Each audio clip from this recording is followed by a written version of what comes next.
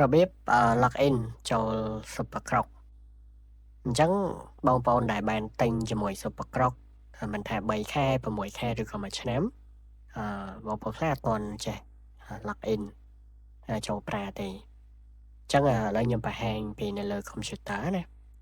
ជាដំបូងបងចូលមកកាន់ website x.com សិនមកអូខេ x.com ណាអូខេនេះគឺជា account x.com របស់ខ្ញុំអញ្ចឹងaccount x នេះគឺខ្ញុំភ្ជាប់ជាមួយនឹង Google ណាខ្ញុំអញ្ចឹងខ្ញុំ sign in ជាមួយGoogle អូខេខ្ញុំយកទី2បាទ Google email អូខេនេះគឺជា X account របស់ខ្ញុំអូខេ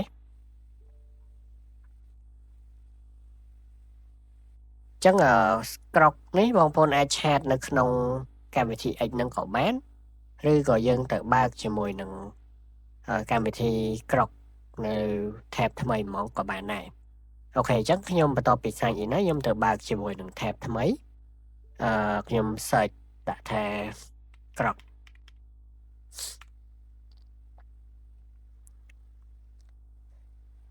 អូខេអូខេចាំបន្តិចអានេះប្រហែលជាជាប់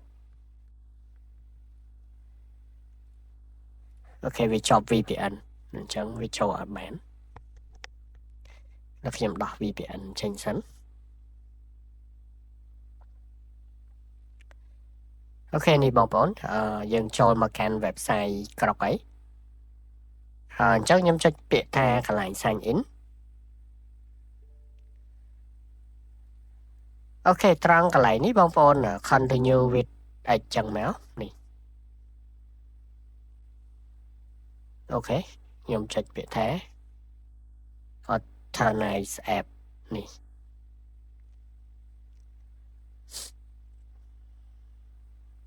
អូខេបន្ទាប់ពីយើង continue មួយ X មកគឺវាចូល email យើងតែមួយនឹងទេព្រោះ account ហ្នឹង account X ជាមួយនឹង account Supercroc វាតែមួយទេអញ្ចឹងណា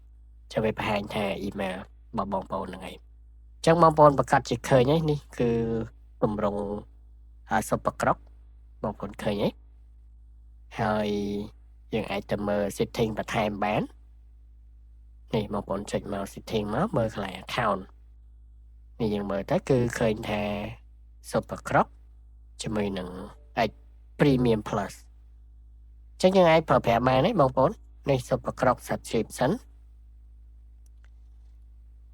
អញ្ចឹងយើងអាចប្រើប្រាស់បានហើយបងប្អូនប្រើតាមការគួរទៅនេះដូចជាការផលិត